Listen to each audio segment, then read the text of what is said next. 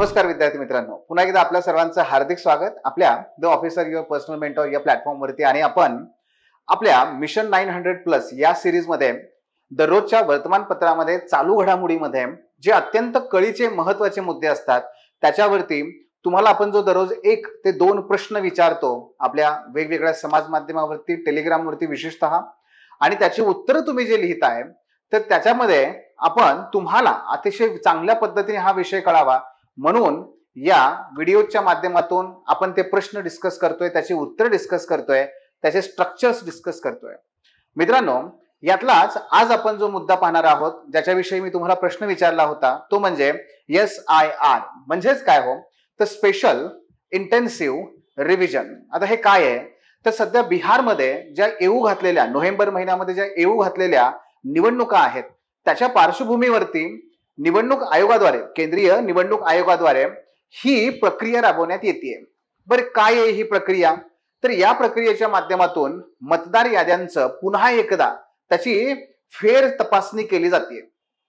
आता या संदर्भात जो प्रचंड मोठा गदारोळ आहे, जी चर्चा आहे आणि जे मुद्दे आपल्या समोर उपस्थित आहेत त्या संदर्भातला मी तुम्हाला प्रश्न विचारला होता। पण प्रश्न पाहूयात। प्रश्न असा आहे की 2025 मधील बिहार, बरं का, 2025 मधील बिहार SIR या प्रक्रियेमुळे सार्वत्रिक प्रौढ मताधिकार आणि अचूक मतदार यादी या 2 तत्वांमध्ये संतुलन साधण्याबाबत प्रश्न उपस्थित झालेले आहेत। सर्वोच्च न्यायालयाच्या निर्णयांच्या, भूतकाळातील उदाहरणांच्या आणि आंतरराष्ट्रीय पद्धतींच्या आधारे या संतुलनाचे विश्लेषण करा। मित्रांनो, हा प्रश्न थोडासा आपल्याला दीर्घ वाटत असला तरी आपल्याला जे काही 15 मार्कांचे प्रश्न असतात, जे मोठे प्रश्न असतात, त्या संदर्भात हा प्रश्न आपण विचारलेला होता। यात बघा, तुम्हाला काय सांगायचंय की ही जी फेर तपासणी चालू आहे ती फेर तपासणी आयोग का करताय? कारण त्यांना याद्या ज्या आहेत, मतदार याद्या, त्या अचूक बनवायच्या आहेत। मात्र दुसरीकडे त्याच्यावरती प्रश्नचिन्ह का उपस्थित केलं जात आहे? कारण त्याच्यामध्ये जवळपास 63 लाख लोकांची नावं वगळली गेलेली आहेत। मग एका बाजूला जो सार्वत्रिक प्रौढ मताधिकार आहे, सार्वत्रिक नाव यात म्हणजेच काय, सर्वांना तो मताधिकार मिळाला पाहिजे। मग त्याच्यामध्ये तुम्ही 63 लाख नावं वगळली आहेत म्हणजेच काय, त्या लोकांचा मताधिकार काढून घेतला, हा एक भाग आहे। आणि दुसऱ्या बाजूला निवडणुका या फेअर आणि काय, त्या बाजूला फ्री अँड फेअर म्हणजे मुक्त आणि निष्पक्ष पद्धतीने, न्याय्य पद्धतीने त्या पार पाडल्या गेल्या पाहिजेत। ही जी आयोगाची भूमिका आहे ती सुद्धा अत्यंत महत्वाची आहे, त्यासाठी त्या दुरुस्त्या करणं गरजेचंच आहे। मग हे एका बाजूला 2 तत्व आहेत, म्हणजे 2 तत्वांमध्ये संतुलन मात्र साधता येत नाहीये किंवा साधलं गेलं नाही, आणि म्हणून हा गदारोळ आहे। मग का बरं साधता आलं नाहीये? त्यातून काय प्रश्न निर्माण झालेत? पहिला आपला मुद्दा तो आहे, ह्या प्रश्नाचा अर्धा भाग काय आहे, कोणते प्रश्न निर्माण झालेत हे संतुलन साधताना, आणि दुसरं या संदर्भात मग दुसरा भाग काय बघा प्रश्नाचा, मान्य सर्वोच्च न्यायालयाचे काय ह्याबद्दल निर्वाळे आहेत, भूतकाळामध्ये अशा काही घटना घडलेल्या आहेत का, त्यातून आपण काय शिकलोय का, आणि आंतरराष्ट्रीय स्तरावरती काय केलं जात आहे, या बाबी आपल्याला या ठिकाणी पाहायच्या आहेत। ठीक आहे, तेव्हा सुरुवात करूयात प्रस्तावनेने। प्रस्तावनेमध्ये जर आपण बघितलं तर या संपूर्ण प्रश्नाच्या केंद्रस्थानी काय आहे, मी तुम्हाला नेहमी सांगत आलोय, ज्याच्याबद्दलचा प्रश्न आहे किंवा त्या प्रश्नामध्ये जो केंद्रस्थानी आहे त्याची व्याख्या लिहा, त्याचा अर्थ स्पष्ट करा। मग इथे काय केंद्रस्थानी आहे, तर सध्या बिहारमध्ये जी या मतदार याद्यांची जी सखोल फेर तपासणी केली जाते ती नक्की काय प्रक्रिया हे आपल्याला सांगता आलं पाहिजे। म्हणून पहिल्यांदा आपण काय करूया, ती प्रक्रिया काय आहे ती सांगूयात, ही विशेष सघन फेर तपासणी काय आहे ती सांगूयात। बघा, मतदार यादीतील त्रुटी दुरुस्त करणे, मृत व दुबार नावे वगळणे, जी मेलेली माणसं आहेत, ज्यांचे डुप्लिकेट नाव आहेत त्यांना वगळणे, आणि पात्र नवीन मतदारांची नावं समाविष्ट करणे, आणि यादी अधिक अचूक व अद्ययावत ठेवण्यासाठी केंद्रीय निवडणूक आयोगाकडून राबवली जाणारी प्रक्रिया म्हणजेच विशेष सघन किंवा सखोल फेर तपासणी प्रक्रिया होय। आणि कंसामध्ये मी काय लिहिलंय, अनुच्छेद 324। जेव्हा आपण पॉलिटीची विशेष करून जी उत्तरं लिहितो मित्रांनो, त्यामध्ये अपेक्षा ही असते की तुम्ही संविधानामधले, भारतीय राज्यघटनेमधले जी कलम आहेत, जी लागू होणारी कलम आहेत, जी योग्य कलम आहेत ती द्यावीत, ती लिहावीत आपल्या उत्तरामध्ये। आणि मग तुम्ही ती अशा पद्धतीने पण लिहू शकता, परीक्षकाला ते कळते का रे वा छान, म्हणजे याला ते टेक्निकल बाबी महत्वाच्या माहिती आहेत बघा. मग आपण सांगितलं काय की ही प्रक्रिया काय आहे ते.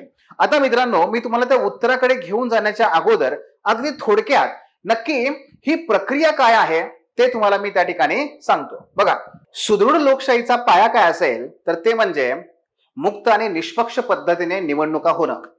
आणि मुक्त आणि निष्पक्ष पद्धतीने निवडणुका होण्यासाठी ज्या अनेक गोष्टी महत्वाच्या आहेत त्यातला ज्याला प्राधान्यक्रम देता येईल ती म्हणजे काय तर अचूक मतदार याद्या. मात्र गेल्या काही महिन्यांपासून, काही वर्षांपासून म्हणता येईल, जी निष्पक्ष आणि मुक्त पद्धतीने निवडणुका होणं आवश्यक आहे त्याच्यावरती प्रश्नचिन्ह उपस्थित केला जातोय. आणि म्हणूनच याच पार्श्वभूमीवरती केंद्रीय निवडणूक आयोगाने बिहारमध्ये काय केलंय तर मतदार याद्यांची पुनर्रचना किंवा फेर तपासणी करण्याचा प्रयत्न सुरू केला, ज्याला इंग्रजीमध्ये म्हणतात स्पेशल इंटेन्सिव्ह रिव्हिजन, ज्याला आपण मराठीमध्ये म्हणू शकतो विशेष सखोल फेर तपासणी. पण कशाची करायची आहे ही तर मतदार याद्यांची करायची आहे. मित्रांनो, याची गरज का निर्माण झाली? निवडणूक आयोगाचं म्हणणं असं होतं की सध्या बिहारमध्ये नोव्हेंबरमध्ये ज्या निवडणुका होणार आहेत त्याच्या अगोदर आपण काही बाबी लक्षात घेतल्या पाहिजेत. ते म्हणजे क्रमांक 1, बिहारचं मागच्या काही दशकांमध्ये खूप वेगाने नागरीकरण घडून आलंय. आणि जेव्हा नागरीकरण घडून येतं तेव्हा अशा नागरीकरणामध्ये स्थलांतर मोठ्या प्रमाणात होतं, बाहेरची लोक येत आहेत, आतली लोक बाहेर जात आहेत, तर त्याचा परिणाम मतदार याद्यावरती झाला असेल.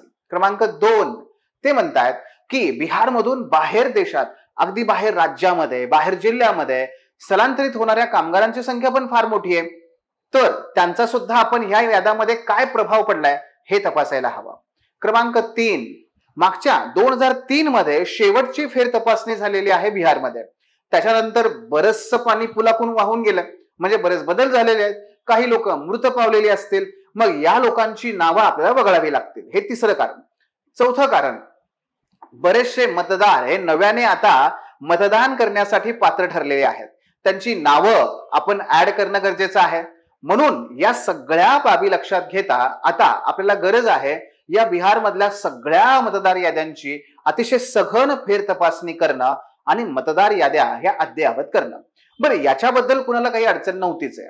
मग मूळ प्रश्न कुठे सुरू होतो तर याच केंद्रीय निवडणूक आयोगाच्या जर आपण मागे थोडस गेलो, त्यांच्या नियमांचा अभ्यास केला आपण, तर लोकसभा निवडणुकांच्या अगोदरच या निवडणूक आयोगाद्वारे एक परिपत्रक जारी करण्यात आलं होतं आणि त्याच्यामध्ये त्यांनी सांगितलं होतं की आम्ही नियमितपणे भारतामध्ये मतदार याद्या अपडेट करतो. त्याचाच एक भाग म्हणून आता लोकसभेच्या अगोदर आम्ही सर्व याद्या, मतदार याद्या ज्या आहेत त्या अपडेट केलेल्या आहेत.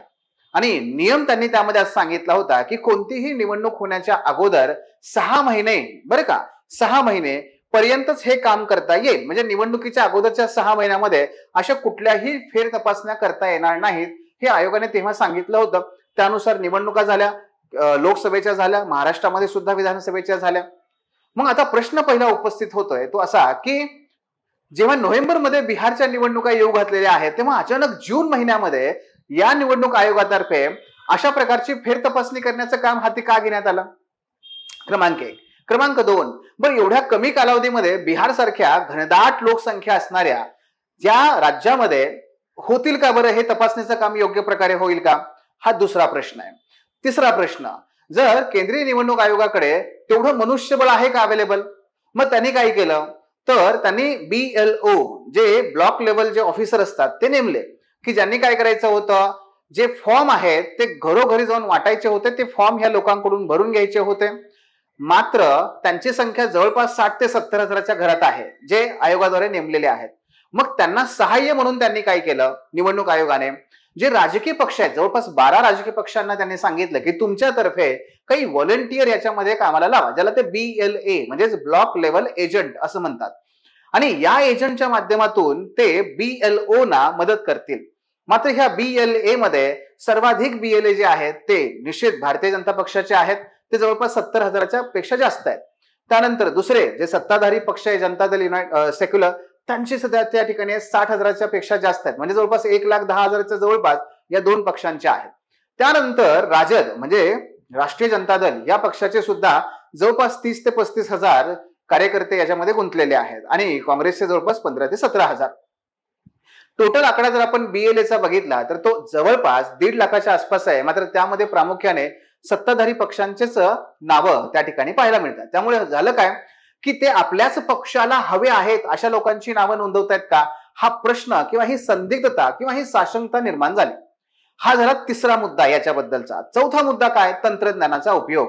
निश्चितपणे काळाबरोबर आपण तंत्रज्ञान स्वीकारलं पाहिजे, पण या ठिकाणी काय झालं की हे जे तंत्रज्ञान त्यांनी स्वीकारलेलं आहे त्याचा परिणाम म्हणजे जर आपण बिहारची साक्षरता दर बघितला, बिहारची ग्रामीण लोकसंख्या आणि बिहारमध्ये उपलब्ध इन्फ्रास्ट्रक्चर पाहिलं तर तंत्रज्ञानाच्या आधारे फॉर्म भरून घेणं हे निश्चितपणे एक फार मोठं दिव्य होतं आणि झालं तसंच. अगदी एकूण जवळपास 12 ते 13 कोटी लोकसंख्येच्या या बिहार राज्यामध्ये आपल्याला पाहायला मिळतंय की केवळ 27 ते 28 लाख फॉर्म हे फक्त कसे आहेत, ते ऑनलाईन पद्धतीने भरलेले आहेत. बाकी जे काही फॉर्म येत आहेत किंवा आलेले आहेत हे सगळे ऑफलाईन पद्धतीने आहेत. आणि ह्या सगळ्या प्रक्रियेमध्ये एक सर्वात मोठा जो काही वाद त्या ठिकाणी उत्पन्न झाला तो म्हणजे माननीय केंद्रीय निवडणूक आयोगाद्वारे जवळपास 63 लाख लोकांची नावं वगळण्यात आली आहे. बरं, ही नावं एका बाजूला वगळलीत, ह्या प्रक्रियेचा तो एक महत्वाचा हेतूच होता, वगळायची आहेतच, पण ती का वगळली याची कारणं मात्र आयोगाने दिली नाही. आणि तिथे पुन्हा एकदा ट्रस्ट आणि ट्रान्सपरन्सी आपल्या एथिक्स मध्ये आहेत, तर ह्या दोन मुद्द्यांचा तिथे प्रश्नचिन्ह निर्माण झालं. आणि दुसऱ्या बाजूला बरं वगळली, पण आयोगाचं एक दुसरं उद्दिष्ट आहे या SIRच्या पाठीमागे, ते म्हणजे नवीन मतदार याच्यामध्ये ऍड करणं, समाविष्ट करणं. पण मित्रांनो, आयोगाने एकही मतदार नव्याने ऍड केलेला आहे का, ते कोण आहेत याची माहिती सुद्धा दिलेली नाही. म्हणजे पुन्हा एकदा तो विश्वास आणि ती पारदर्शकता यांचा प्रश्नचिन्ह या ठिकाणी उभा राहिला. आणि परिणामी मग शेवटी अनेक प्रकारच्या ज्या नागरी समाज संघटना आहेत, ADR सारख्या, त्यांनी मग सुप्रीम कोर्टमध्ये, सर्वोच्च न्यायालयामध्ये धाव घेतली आणि बऱ्याचशा याचिका त्या ठिकाणी त्यांनी दाखल केल्या. त्याच्यावरती पुन्हा जे काही माननीय केंद्रीय निवडणूक आयोग आहे, त्यांचे जे आयुक्त आहेत, त्यांनी सुद्धा याच्यावर स्पष्टीकरण देण्याचा एक केविलवाना प्रयत्न केला खरा, पण तो मुद्देसूद मात्र नसल्या कारणाने कोणाचंही समाधान झालेलं नाहीये. तेव्हा मित्रांनो, जर आपण पाहिलं तर या सर्व प्रकरणामध्ये याच्या पद्धतीने अशा अनेक वेळेस झालेले, याच्या पूर्वी सुद्धा या मतदार याद्या अपडेट करत असताना अनेक गोंधळ आणि वादविवाद निर्माण झालेले आहेत. मग ते आसाम मध्ये असेल, जेव्हा नव्यानेच NRC लागू करण्यात आलं आणि तिथे 18 लाखापेक्षा जास्त लोकांना वगळण्यात आलं. मित्रांनो, भारताला जेव्हा स्वातंत्र्य मिळालं तेव्हा भारताच्या राज्यघटनेद्वारे आणि एकूणच आपल्या या जे काही आपले फाउंडर्स आहेत त्या सर्वांच्या मतानुसार काय झालं, भारत हा जगातला पहिला देश ठरला की ज्याने काय केलं तर स्वातंत्र्यानंतर लगेचच कोणत्याही प्रकारचा जात, धर्म, पंथ ह्या बाबी न बघता, कोणताही भेदभाव न करता देशातल्या सगळ्या नागरिकांना मतदानाचा अधिकार दिला. माझे शब्द पुन्हा ऐका, देशातल्या सर्व नागरिकांना त्यांनी मतदानाचा अधिकार दिला. मित्रांनो, नागरिकांना म्हणजेच काय, माननीय सर्वोच्च न्यायालयाचे सुद्धा अनेक खटल्यामध्ये हे निष्कर्ष आहेत आणि निकाल आहे की जर देशाचा एखादा व्यक्ती नागरिक असेल तर त्याला मतदानाचा अधिकार हा मिळायलाच हवा. मग माननीय केंद्रीय निवडणूक आयोगाने ह्या 63 लाख लोकांची जी नावं वगळलेली आहेत, मग हे भारताचे नागरिक नाही आहेत का? एवढ्या मोठ्या प्रमाणात लोक नागरिक नसणं हा किती मोठा प्रश्न आहे. बरं, ज्या कागदपत्रांच्या आधारे माननीय निवडणूक आयोगाने हे सगळं सांगितलं त्यामध्ये सुद्धा फार मोठी शंका आहे. म्हणजे अगदी राशन कार्ड पासून ते मतदान पत्र किंवा आधार यासारखे पुरावे सुद्धा ते ग्राह्य धरत नाहीयेत. मग हे का, कशामुळे, याच्यावरती जे माजी निवडणूक आयुक्त होते KY कुरेशी, त्यांनी एक खूप सुंदर उत्तर दिलेलं आहे बघा, जे आपल्याला आपल्या परीक्षेमध्ये आणि एकूणच ह्या प्रकरणावरती वाद जो मिटवण्याकरता उपयोगी ठरू शकतं. 2007 मध्ये जेव्हा N गोपालस्वामी हे भारताचे निवडणूक आयुक्त म्हणून नियुक्त करण्यात आले तेव्हा उत्तर प्रदेशमध्ये अशाच पद्धतीने बरेच वाद झाले, मतदार याद्यामध्ये बऱ्याच लोकांची नावं नाही आहेत म्हणून. आणि मित्रांनो, मग याच वेळेस काय झालं तर त्यांनी उपाय कसा शोधला बघा. ना व्यवस्थेला धक्का लावलेला आहे, ना कुठला वाद निर्माण झालाय, ना निवडणूक आयोगाच्या कार्यपद्धतीवरती कुठला साशंकता निर्माण करेल. त्यांनी केलं काय हे तुम्हाला मी सांगतो. त्यांनी काय केलं तर तिथे सुद्धा उत्तर प्रदेशमध्ये सुद्धा तेव्हा त्यांनी अशाच पद्धतीने सघन फेर तपासणी सुरू केली, म्हणजे इंटेन्सिव्ह रिव्हिजन सुरू केलं. मात्र ते करत असताना त्यांनी काय केलं, एक जी मुख्य यादी आहे ती आहे तशी ठेवली आणि एक दुसरी यादी तयार केली की ज्याच्यामध्ये मृत व्यक्ती, उत्तर प्रदेशमधून बाहेर गेलेल्या व्यक्ती, ज्यांचे घराचे पत्ते सापडत नाहीत अशा व्यक्तींची एक दुसरी यादी तयार केली. आणि त्यांनी काय केलं, त्या ब्लॉक वाईज समजा एक मतदार केंद्र आहे, त्या मतदार केंद्राच्या नुसार त्यांनी त्या याद्या डिवाइड केल्या आणि एक मूळ यादी आणि ही अशी जी काही मृत व्यक्ती किंवा बाहेर पडलेल्या व्यक्ती की ज्यांना वगळलं गेलं पाहिजे, ठीक आहे, या लोकांची एक यादी त्या केंद्र जो काही अध्यक्ष आहे त्या केंद्र प्रमुखाकडे त्यांनी ती दिली आणि त्यांना हे सांगितलं की हे बघा, जे मुख्य यादी आहे त्याच्यामधली लोक येत आहेत, येऊ दे, काही हरकत नाहीये, पण जर समजा असा व्यक्ती तुमच्याकडे एखादा आला की जी या मृत व्यक्तीच्या घराचा पत्ता न सापडलेल्या बाहेर गेलेल्या व्यक्तीच्या यादीमध्ये समजा त्याचं नाव असेल, तर त्याला मग वेगवेगळ्या प्रकारचे कागदपत्र मागा आणि कागदपत्र जर त्याच्याकडे असतील तर त्याला मतदान करू द्या, जर नसेल तर त्याला मात्र तुम्ही मतदान करू देऊ नका. म्हणजेच काय हो, ना कुठला वाद झाला, जो खऱ्या अर्थाने मतदार आहे तो येणारच आहे, तो कागदपत्र आणणारच आहे, त्याला मतदानाचा अधिकारही प्राप्त झाला आणि अशा पद्धतीने जे आलेच नाहीत त्यांची नावं पुढच्या टप्प्यामध्ये वगळण्यात आली. अतिशय साध्या सोप्या मात्र तेवढ्याच विश्वासार्ह पद्धतीने एन गोपालस्वामी यांनी उत्तर प्रदेशमध्ये हा जो काही प्रयत्न आहे तो यशस्वी करून दाखवला. मित्रांनो, आज सुद्धा आपल्याला गरज याचीच आहे. भारतीय लोकशाही ही जगातील सर्वात मोठी आणि सर्वात आदराने बघितली जाणारी लोकशाही आहे. या लोकशाहीकडे जर आपल्याला टिकवायची असेल, तिची जी काही मुळं आहेत ती मजबूत ठेवायची असतील, तर निष्पक्ष आणि मुक्त वातावरणामध्ये निवडणुका होणं आणि त्यासाठी मतदार याद्या या सुद्धा साशंक नसणाऱ्या असल्या पाहिजेत.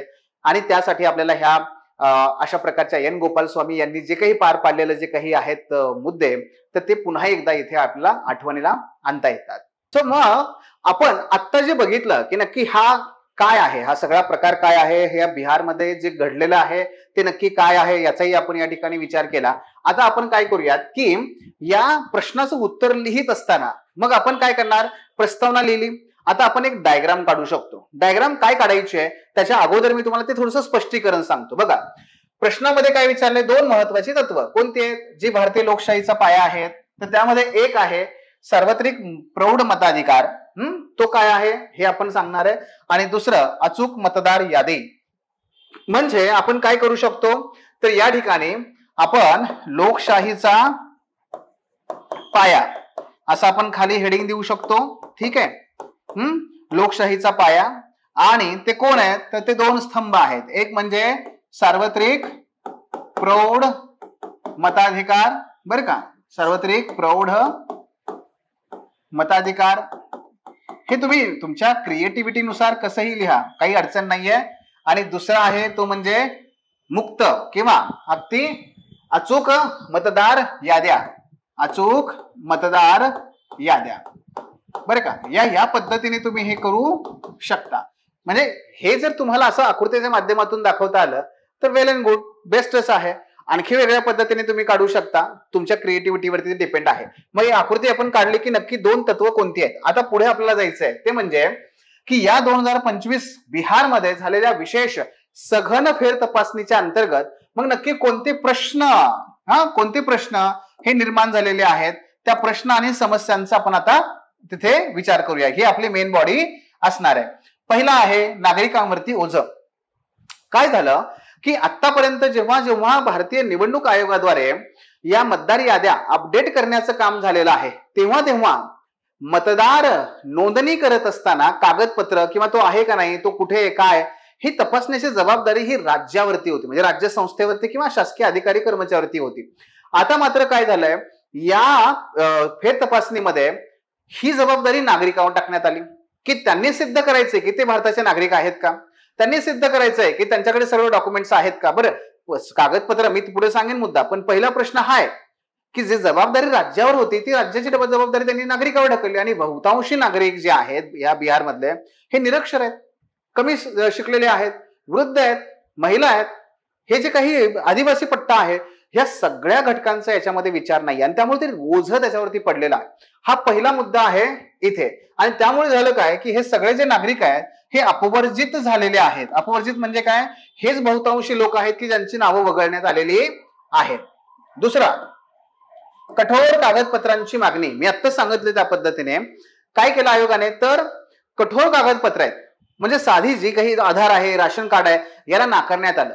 आणि त्याच्याऐवजी काय, तुमचं जन्मपत्र आणा, तुमच्या आई वडिलांचा जन्म या ठिकाणी झालाय का ते आणा.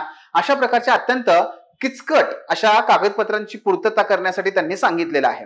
त्यामुळे झालं काय की ज्या लोकांकडे असे कागदपत्र उपलब्धच नाही आहेत ते इतक्या कमी कालावधीमध्ये कुठून आणतील, कशा प्रकारे आणतील, त्यातून भ्रष्टाचार, ह्या लोकांच्या पुन्हा बरीचशी लोक हे इतर राज्यामध्ये स्थलांतरित झालेले आहेत, तिथून तिथपर्यंत जाणं, बऱ्याच लोकांना जे स्थलांतरित झालेले होते अगदी बिहार मधल्या लोकांना सुद्धा हे असं काहीतरी प्रक्रिया सुरू झाली आहे हे माहीत नव्हतं. हे सगळ्या अडचणी या ठिकाणी आल्या आणि म्हणूनच कागदपत्रांची मागणी.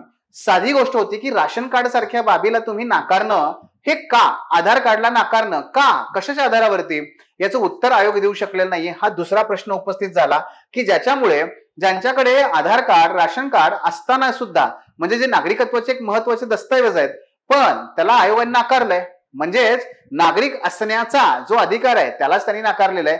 हे सुद्धा आपल्याला या ठिकाणी पाहता येतं.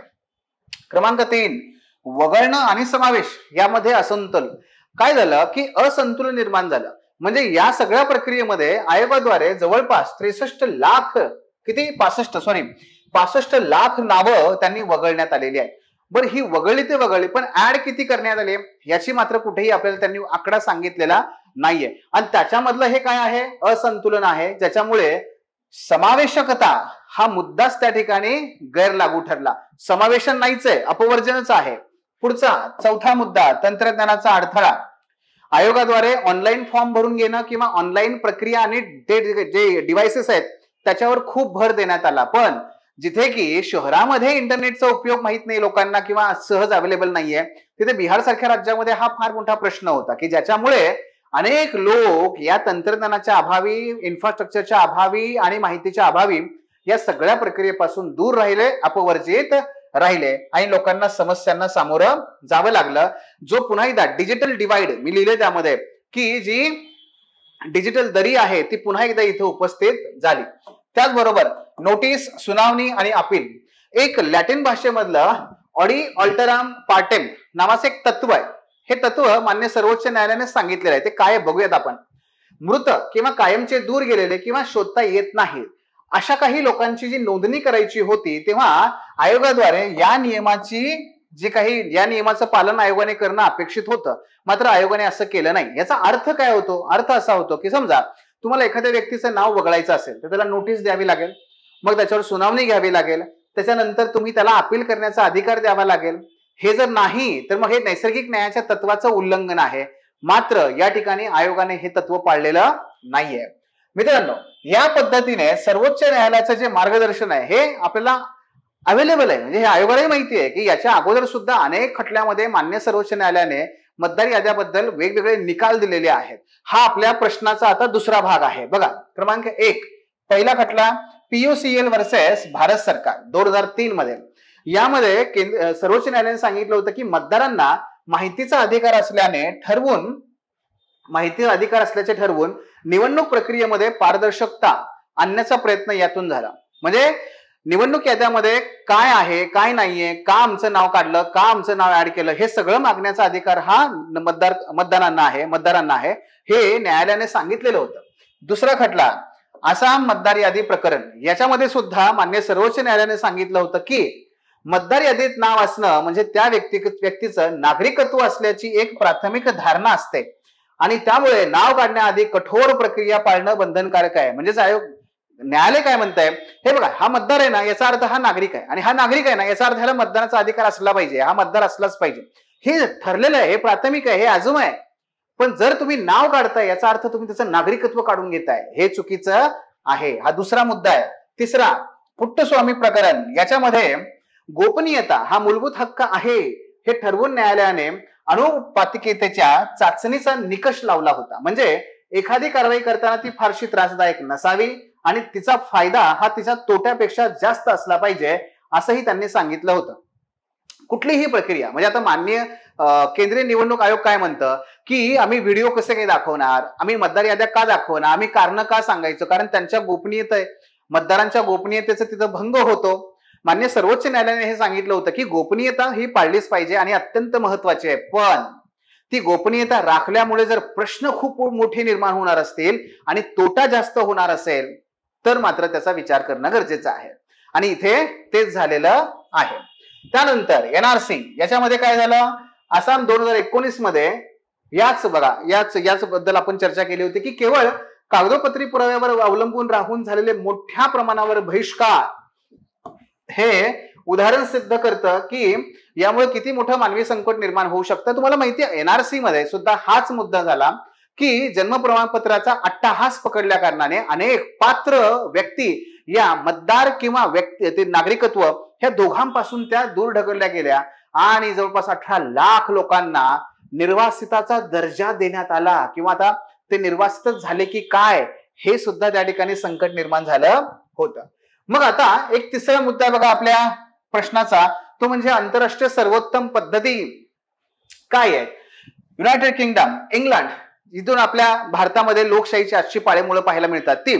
तर ग्रेट ब्रिटनमध्ये किंवा युनायटेड किंगडम मध्ये काय केलं जातं, दरवर्षी घरोघरी जाऊन माहिती गोळा केली जाते. दरवर्षी फक्त संशयास्पद प्रकरणामध्येच ते डॉक्युमेंट मागतात, नाहीतर ऑलरेडी संशय नाहीये तर काही अडचण नाहीये.